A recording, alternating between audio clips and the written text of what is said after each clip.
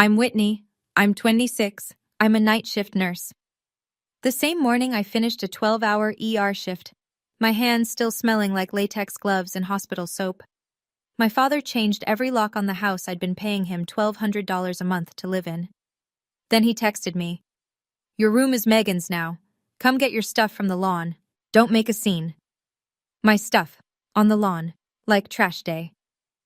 By Friday, a sheriff's deputy was standing on his front porch with a stack of papers. What those papers said made my father physically sit down on the steps. But the real damage? That came 6 weeks later from a plain white envelope with Internal Revenue Service in the corner. Before I go on, if this story speaks to you, please hit like and subscribe, but only if you genuinely connect with it. Drop your city and your local time in the comments. I love knowing where you all are when you hear this. Now let me take you back to a Tuesday in March. The morning everything I thought I knew about family fell apart. I moved back home after nursing school. That was 3 years ago. Not because I couldn't afford rent somewhere else.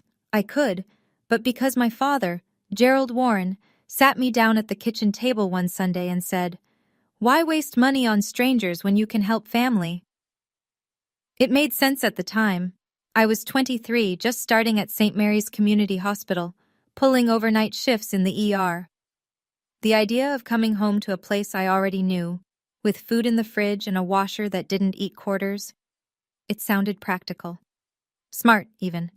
So we made an arrangement. $1,200 a month. First of the month. No lease, no contract, just a handshake and a Zelle transfer. I typed rent in the memo line every single time. $1,200. That was more than a one-bedroom in our part of town. I knew that. But I told myself I was investing in family, helping with the mortgage, being a good daughter. Here's what being a good daughter looked like. I worked 12-hour night shifts, drove home at 7 in the morning, and made breakfast for the house before I slept. Eggs, toast, coffee, on the table by 7:30. I did laundry on Wednesdays, cleaned the bathrooms on Saturdays, took the trash out because nobody else remembered. Nobody said thank you. Not once. I'm not exaggerating, not once in 3 years. My sister Megan, 23, 2 years younger, lived in the room across the hall. She paid nothing, zero. I asked my father about it once, carefully, the way you ask about something you already know the answer to. He didn't even look up from the TV. "She's still finding herself, Whit. Don't be petty." I told myself it was temporary, that he'd see how hard I worked. I was wrong about a lot of things back then, but I was most wrong about that. Megan got engaged in February. Her boyfriend Tyler Brooks, 25, worked at a Toyota dealership off Route 9, proposed at a Red Lobster on Valentine's Day. Megan posted 14 photos, 312 likes. My father reacted like she'd won the Nobel Prize. Within a week, Gerald was planning an engagement party. At the house. 30 guests. Aunts, uncles, cousins, neighbors, Gerald's poker buddies. He ordered a custom banner from Etsy. He spent an entire Saturday repainting the living room, agreeable gray, Megan's choice. I watched him carry paint cans from the garage. 2 years ago, I'd asked him to repaint my bedroom. The ceiling had a brown water stain the size of a dinner plate. He said he'd get to it. He never did. Now here he was, 2 coats, blue painter's tape on every baseboard, whistling while he worked. Megan walked through the living room while I was scrubbing the kitchen floor for the party. "Whit, can you do those little cucumber sandwich things? You're good at this stuff." Not, "Can you help?" Not, "Would you mind?" Just, "You're good at this stuff." I said sure, because I always said sure. The week before the party, I came home from a shift and found Gerald standing in my bedroom doorway with a tape measure. He was measuring the wall where my desk sat. "What are you doing?" "Just thinking about storage." He rolled up the tape measure and walked past me without another word. I stood there in the doorway, still in my scrubs, and felt something I couldn't name yet. Storage. That's the word he used. I didn't think twice about it. I should have. Tuesday, March 11th. I clocked out of St. Mary's at 6:52 a.m. It had been a hard shift, a motorcycle accident at midnight, a grandmother coding at 3 a.m. We got her back, but barely. My hands were steady for 12 hours. They didn't start shaking until I turned onto my street. I saw the boxes first, Cardboard boxes on the lawn. 3 black trash bags next to them. A laundry basket tipped on its side, my clothes spilling onto the wet grass. My nursing textbooks stacked on the walkway, spines warping in the morning dew. I thought we'd been robbed. Then I saw the lock. New, brass, still shiny. I put my key in. It didn't turn. I tried again. Nothing. My phone buzzed. One text from my father. "Your room is Megan's now. Come get your stuff from the lawn. Don't make a scene." I read it 3 times. My thumb hovered over the call button. Then a second text came in, from my mother, Carol. "Honey, your father already decided. It's better this way." Better. That's the word she used. Better. I sat down on the porch step. The concrete was cold through my scrubs. My stethoscope was still around my neck. I looked at the lawn, at my clothes, my books, the small wooden box where I kept my college graduation tassel and my grandmother's earrings. It was sitting in a puddle. I sat there for 11 minutes. I know because I watched the clock on my dashboard from where I'd parked. 11 minutes of silence. Then I did something I'd never done in 26 years of being Gerald Warren's daughter. I stopped trying to be the good one. I didn't go inside. Couldn't, obviously. So I sat in my car and did math. 3 years. 12 months a year. $1,200 a month. $43,200. That's what I'd paid Gerald Warren to live in a room he just gave to my sister's fiancé. No notice, no conversation, no refund. I checked my savings account on my phone. $2,100. That's what 3 years of rent to Dad left me. Not enough for first and last month's deposit anywhere decent. Not enough for a security deposit. Not enough for a bed frame. I looked at the lawn again. Some of my things were already ruined. The dew had soaked through the cardboard. A photo album, my nursing school graduation, Grandma Ruth pinning my cap, was dark with moisture along the bottom edge. The pages would curl. They'd never lay flat again. My phone rang. Gerald. I let it ring. 5 rings. Voicemail. He left a message. I played it in the car with the windows up. "Whitney, don't be dramatic. Come pick up your things before the neighbors start asking questions. And don't call your grandmother about this. It's none of her business. Don't call your grandmother." He said that like a warning, like he knew exactly who would take my side and wanted to cut her off first. I turned off the engine, stared at the house I'd helped pay for, stared at the new brass lock catching the morning light like a middle finger. He planned it. He waited until I was gone, 12 hours overnight, guaranteed not to walk in, and he moved my life onto the lawn while I was putting IVs in strangers' arms. That changed something in me, quietly, permanently. I drove to the hospital, not because I had a shift, because it was the only place that felt safe. The break room on the 3rd floor has a couch that smells like burned coffee and vinyl. I sat there and cried. Not sobbing, just leaking. Tears running into my scrubs while I held a paper cup of water I never drank. Donna Castillo found me at 8:15. Donna's a charge nurse on the day shift, 34, Puerto Rican, built like a firecracker, married to a man who argues for a living. She took one look at me and closed the break room door. "Talk." I told her everything. The locks, the text, the lawn, the boxes. Donna didn't say, "I'm sorry." She didn't say, "That's terrible." She asked a question I didn't expect. "Did you pay him by Zelle or Venmo?" "Zelle. Every month." "What did you write in the memo?" "Rent." Donna pulled out her phone and called her husband Marco right there. She put it on speaker. Marco Castillo, real estate attorney, 7 years of practice, specializing in tenant disputes. He asked me 3 questions. Did I have a lease? No. How long had I been paying? 3 years. Did I have proof of payment? Yes. 36 Zelle transactions, every single one labeled rent. The line went quiet for a moment. "He just did an illegal lockout on a tenant at will," Marco said. "That's a violation in your state. Doesn't matter that it's family. Doesn't matter there's no paper lease." I stared at the phone. "What do I do?" "Screenshot every Zelle transaction tonight, every single one, and whatever you do, don't delete that text he sent you." Marco said one more thing before he hung up. "Has your father been reporting that rental income on his taxes?" I didn't know the answer, but I had a feeling he already did. I tried one more time. One last time. because I owed myself that, the knowledge that I'd asked before I acted. Tuesday night. I sat in Donna's guest room, charged my phone, and called Gerald. He picked up on the second ring. Dad, I need to talk about the room. Nothing to talk about. Decisions made. I've been paying you rent for 3 years. You were helping with the mortgage, that's not rent. You texted me rent's due by the 5th. Every month, Dad. Silence. 3 full seconds. I counted. Don't twist my words, Whitney. I need 30 days. That's all I'm asking. Your sister needs the room now.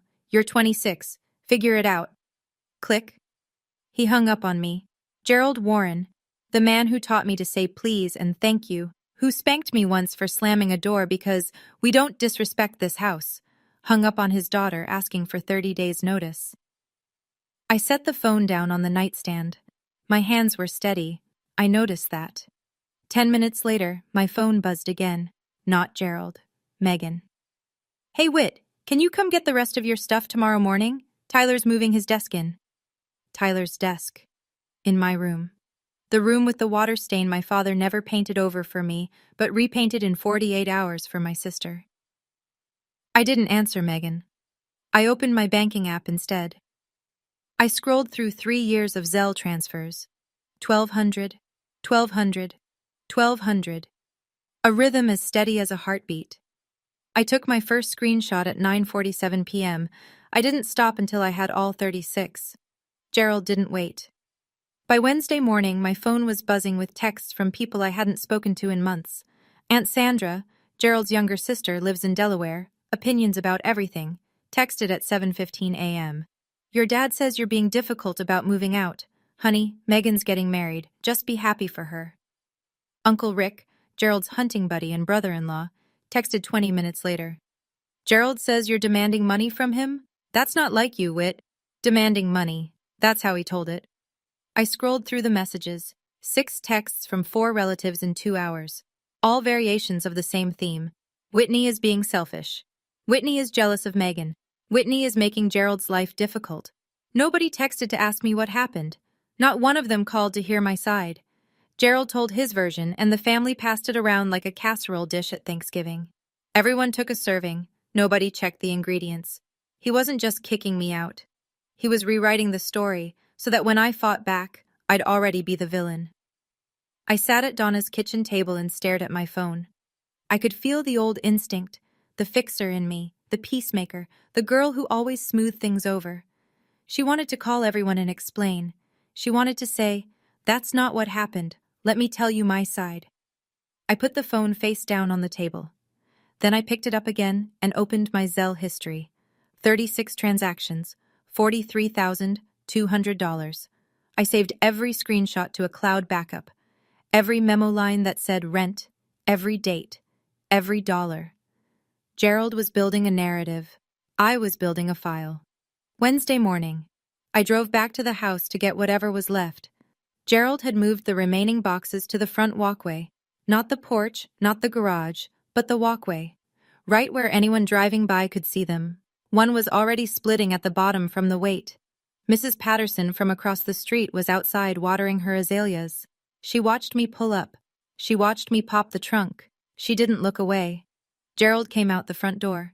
He was smiling. Not at me. At the street. Performing. "She's just picking up the rest of her things," he called over to Mrs. Patterson, loud enough for the whole block. "Kids, you know. Can't stay forever." I didn't respond. I picked up the first box. Winter clothes, a crock pot, a picture frame with a crack down the glass, my graduation photo, the one with Grandma Ruth. "Dad, I need to check my room for anything left behind." "Room's already Megan's. Nothing of yours in there." I looked through the front window as I passed. My bedroom, the room I'd paid $43,000 for, had been repainted. New curtains, new bedspread.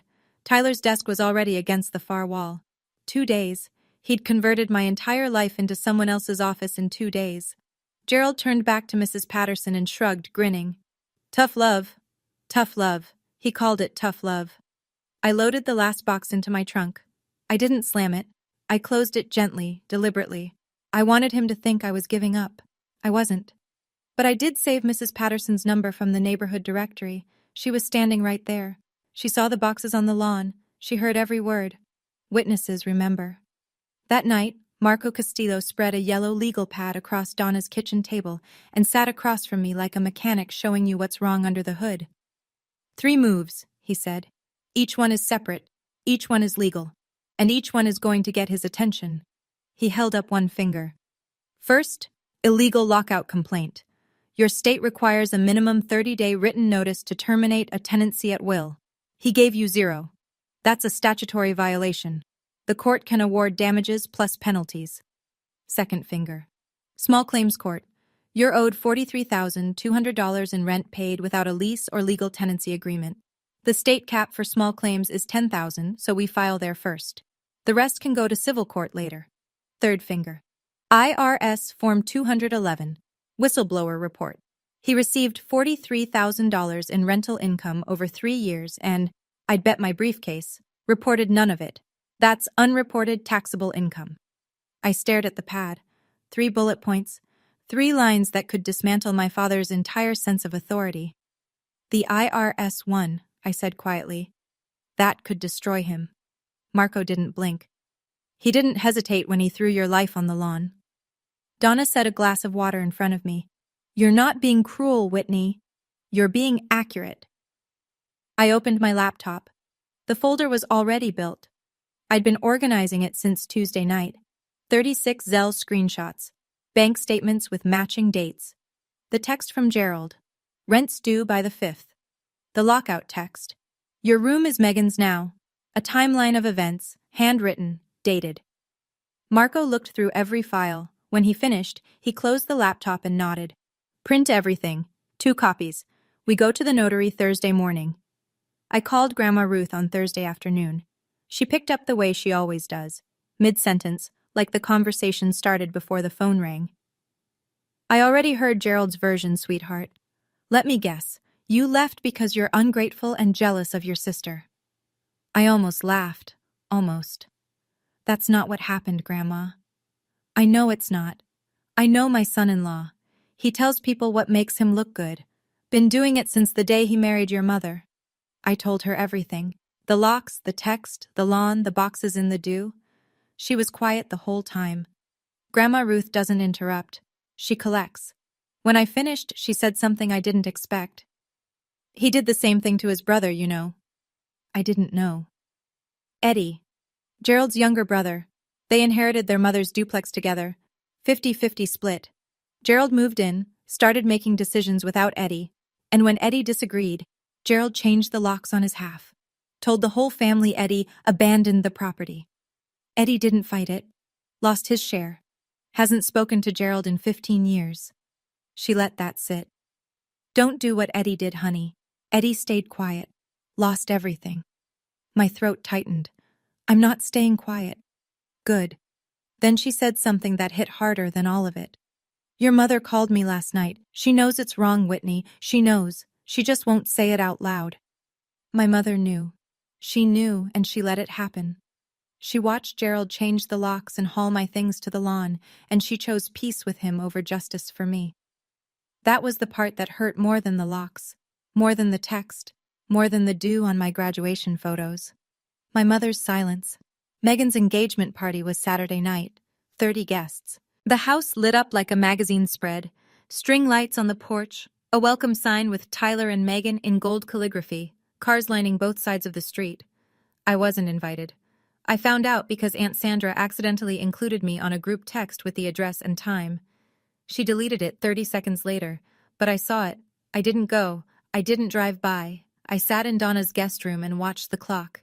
At 8:47 p.m., my phone lit up. Instagram notification. My cousin Jamie, 19, Sandra's youngest, posted a story from inside the party. I tapped it.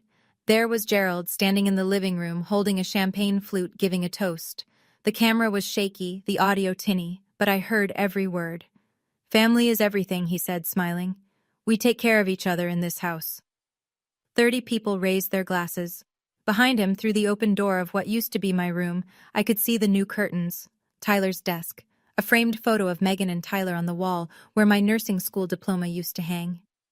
Gerald lifted his glass higher. Megan, sweetheart, you deserve the world.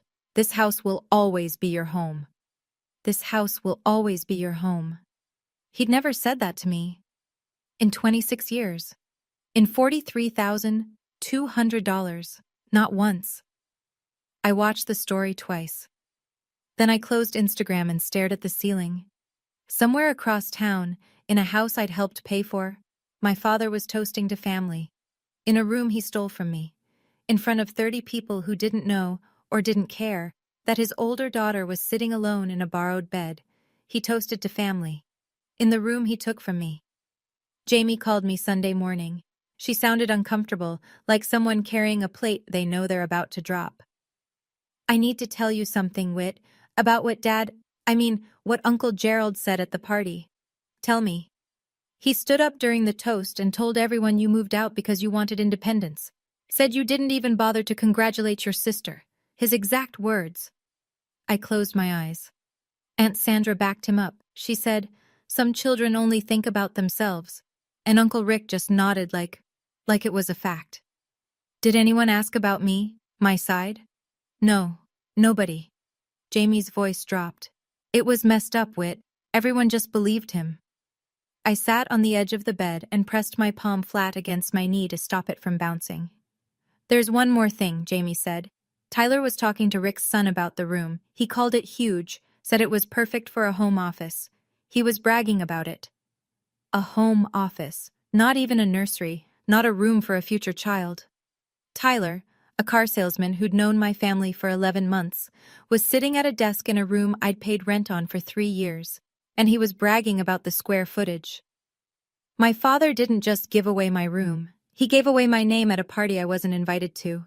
He rewrote 3 years of rent payments into a story about a selfish daughter who couldn't be happy for her sister. And he thought that was the end of it. He thought I'd swallow it the way I'd swallowed everything else. He was about to find out what happens when the quiet daughter stops swallowing. Monday morning, 6:12 a.m. I'd just come off another night shift, 14 hours this time, a pileup on the interstate. My hands still smelled like betadine. I sat at Donna's kitchen table and opened my laptop. The folder sat on the desktop.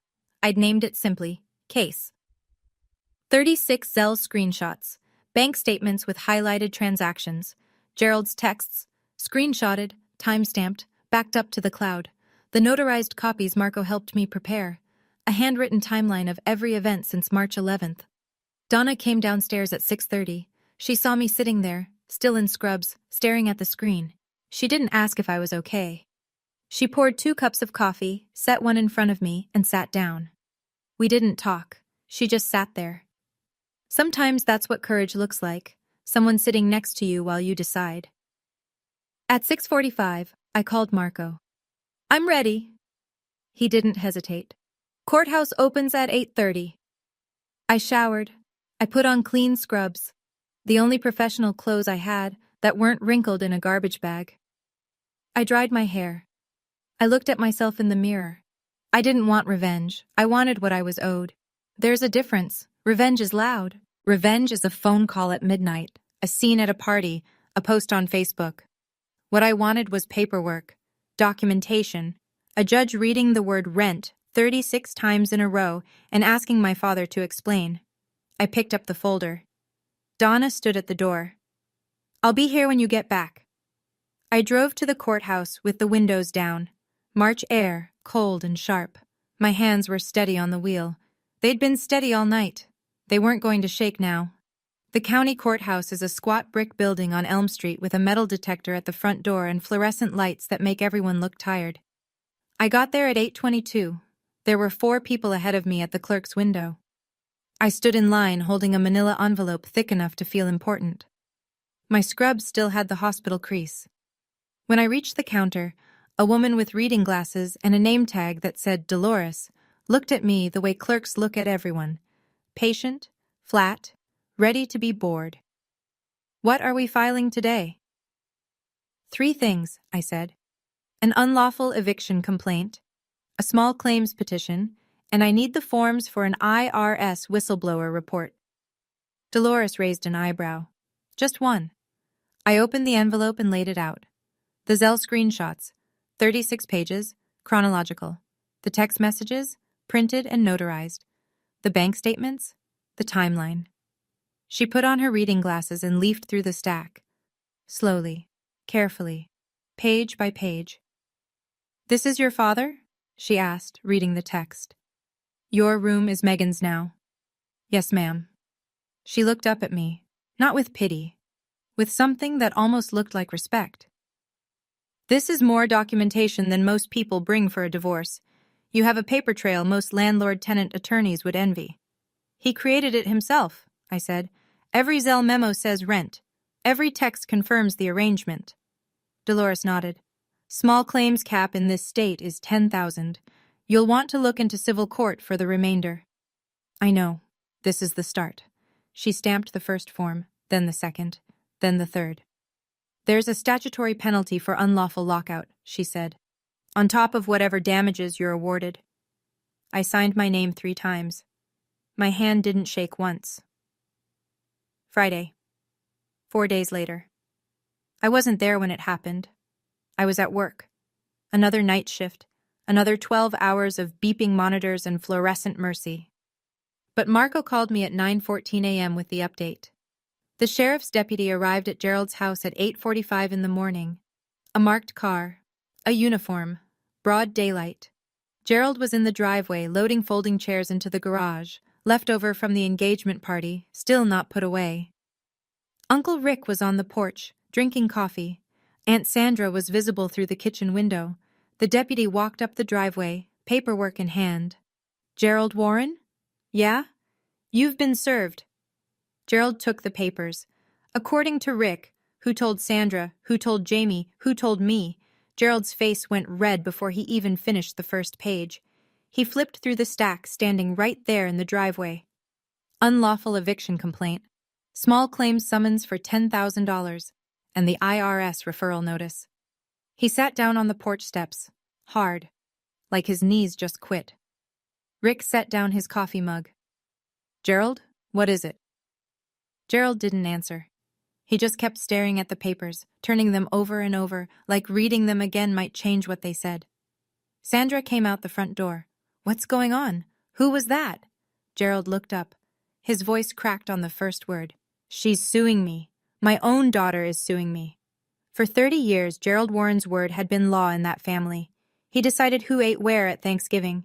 He decided when the porch light went off. He decided whose room belonged to whom.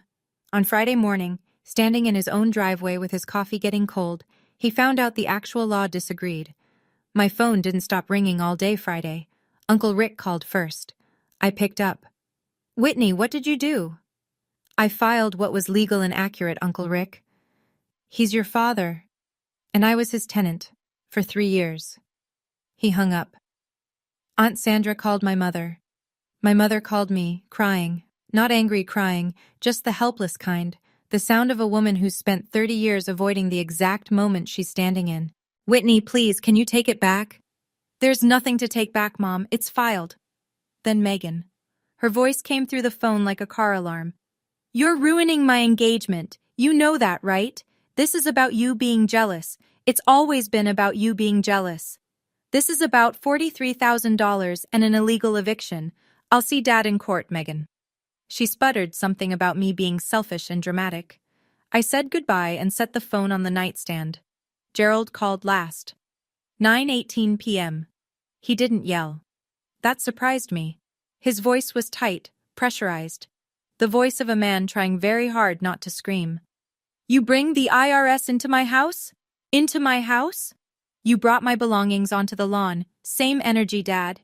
That money was between us. It wasn't income." I was quiet for a moment. Then, "I'd be careful saying that out loud." He didn't know I was recording. My state allows one-party consent. Every word he'd just said, "That money was between us. It wasn't income," was now a time-stamped audio file confirming he received the payments and considered them unreportable. I gave him 3 years of respect. He gave me a text message. We were done negotiating. 3 weeks later, small claims courtroom, 2nd floor, room 204. It was smaller than I expected. No jury box, no gallery, just rows of wooden benches, a raised desk for the judge, and 2 tables facing forward. It smelled like floor polish and old paper. Gerald sat at the respondent's table alone. No lawyer. He'd told Rick he didn't need one. I'm not hiring an attorney to fight my own kid. I sat at the petitioner's table with my manila folder and a printed timeline. Marco had prepped me but couldn't represent me in small claims. It's self-represented only in our jurisdiction. He sat in the benches behind me. Behind Gerald, Carol, clutching her purse like a flotation device. Megan, arms crossed, jaw tight. And in the last row, Grandma Ruth. She'd taken an Uber. Nobody had invited her. Nobody had told her the date.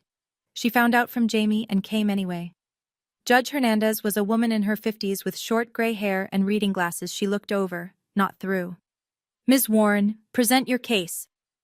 I laid out 36 Zelle transactions, each one printed, dated, highlighted. Each memo. Rent. I showed the text messages. I showed the timeline. I spoke for 11 minutes without raising my voice.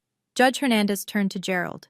Mr. Warren, did your daughter pay you $1,200 a month? Gerald shifted in his chair. She was helping with the house. It wasn't rent. The judge picked up the printed text message and read it aloud. Rent's due by the 5th. Don't be late again. She looked at him over her glasses. You used the word rent, Mr. Warren. She used the word rent. The transfers say rent. By any reasonable standard, this was a tenancy. Gerald opened his mouth. Nothing came out. Judge Hernandez didn't deliberate long. I'm ruling in favor of the petitioner. Mr. Warren, you established a month-to-month tenancy through your own words and conduct. You terminated that tenancy without legal notice. You performed an unlawful lockout. You are ordered to pay $10,000, the statutory maximum in this court, in damages, plus the lockout penalty as provided under state statute. She set down her pen. Ms. Warren, you may pursue the remaining balance through civil court. Gerald stood up so fast his chair scraped the floor. This is family business, not court business. Judge Hernandez didn't blink. It became court business when you changed the locks, Mr. Warren. Sit down. He sat. Behind me, I heard Carol make a small sound.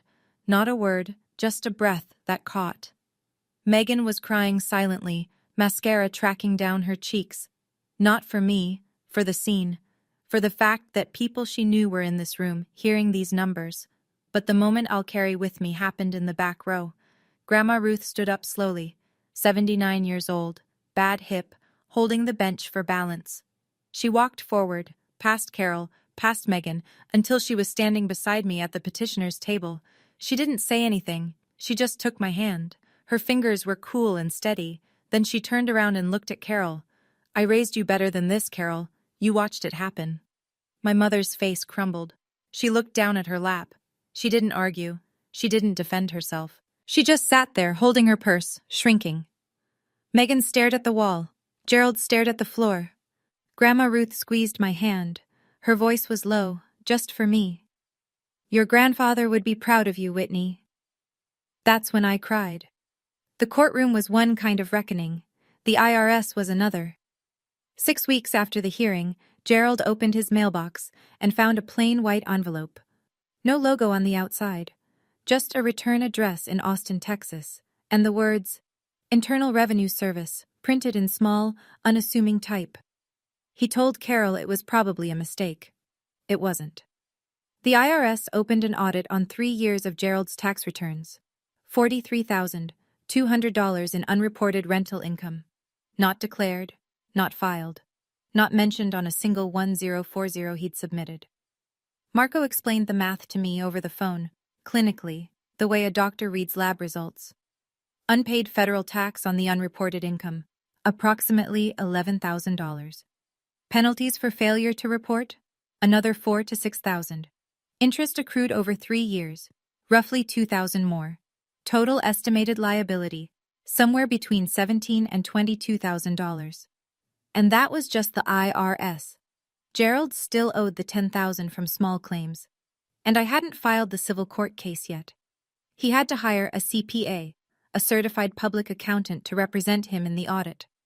That alone cost $4,000. Gerald Warren, the man who wouldn't spend $40 on a can of paint for my ceiling, was now writing checks to accountants and watching his savings account bleed. Jamie told me Gerald tried to borrow money from Uncle Rick.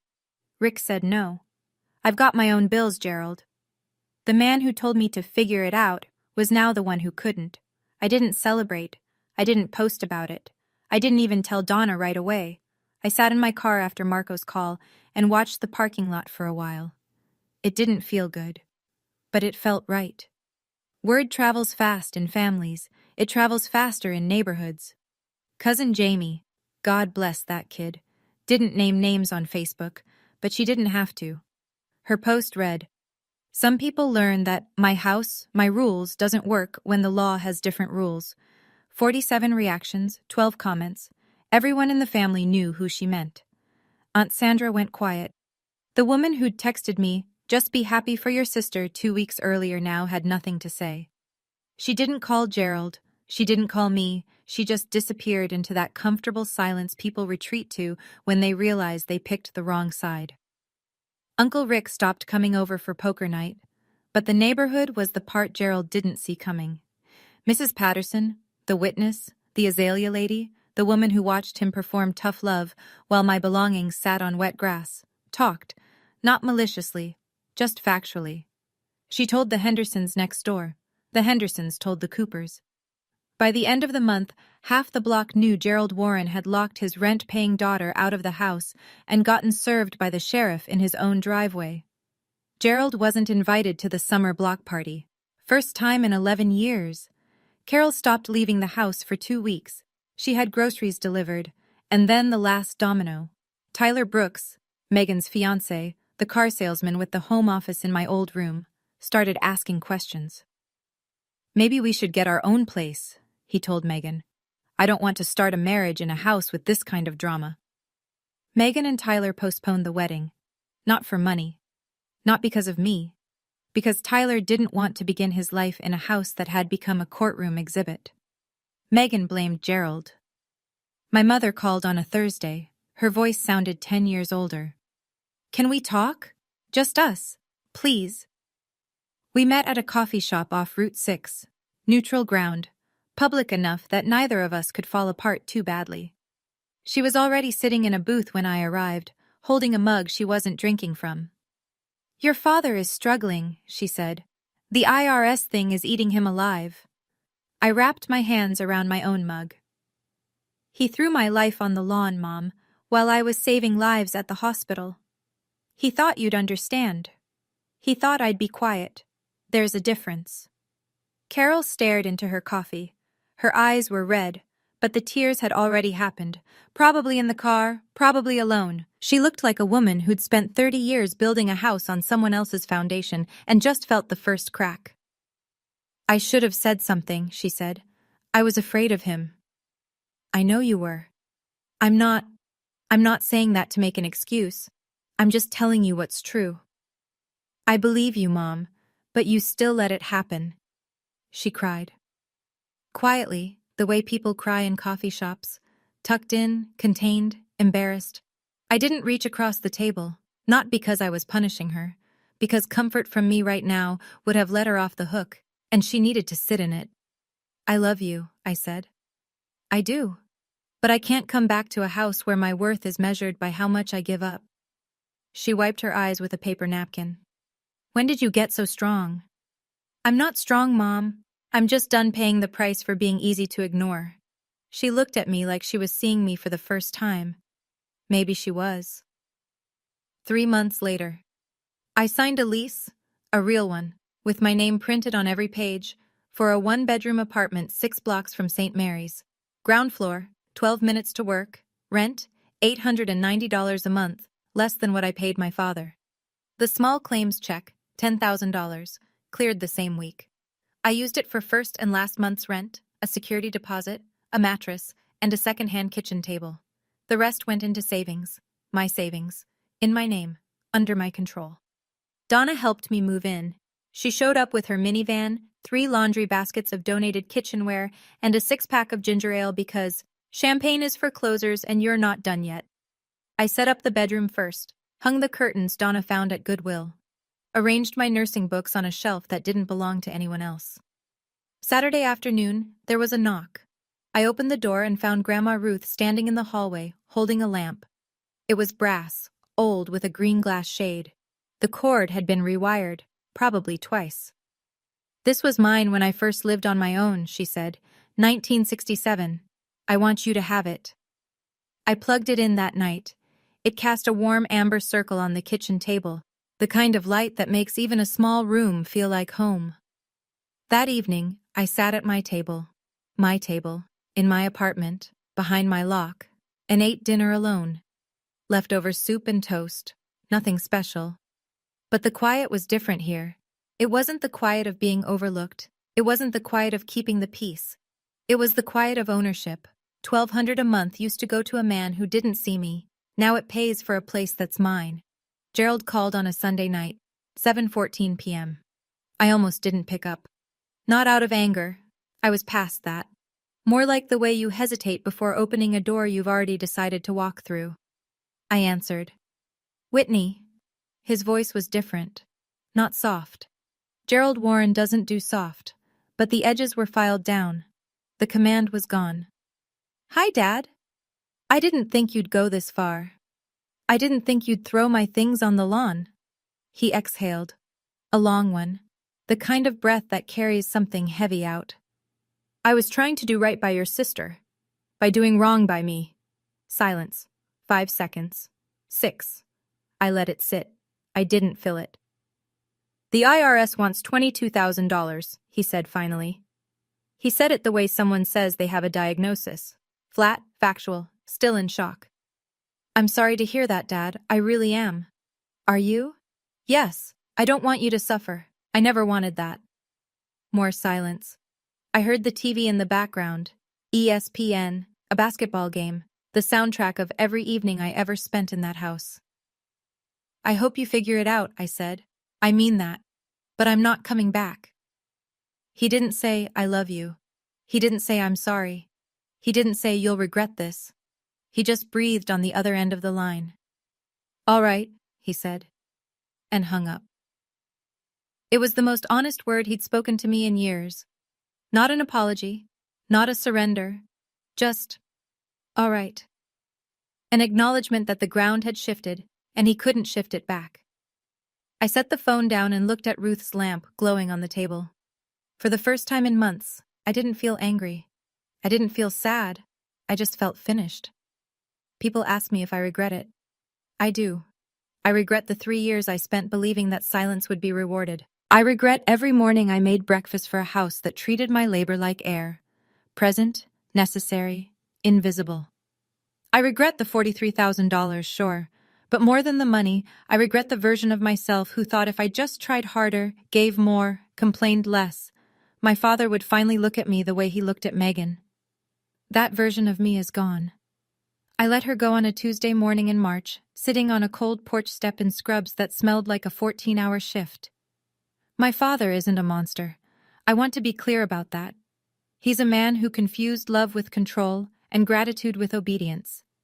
He built a family where his word was final, and when someone challenged it, legally, calmly, with 36 receipts, his whole kingdom shook.